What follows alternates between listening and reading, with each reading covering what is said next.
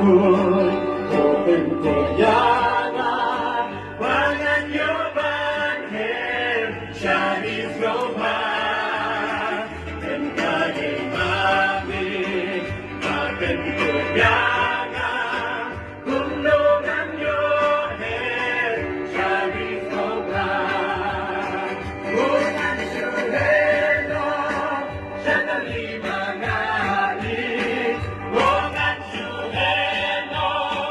Shakari Banalin, Nagwa Banyashe, Yisubaya, Yisubaya, Jingmen Magano, Junong Ganda, Jubakun, Open Koyana,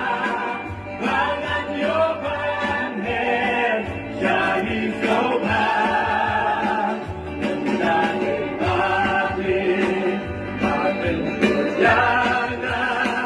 Kundogan Yohem, Shani Soban, Ogan Shuheno, Shakari Banali, Ogan Shuheno, Shakari Banali,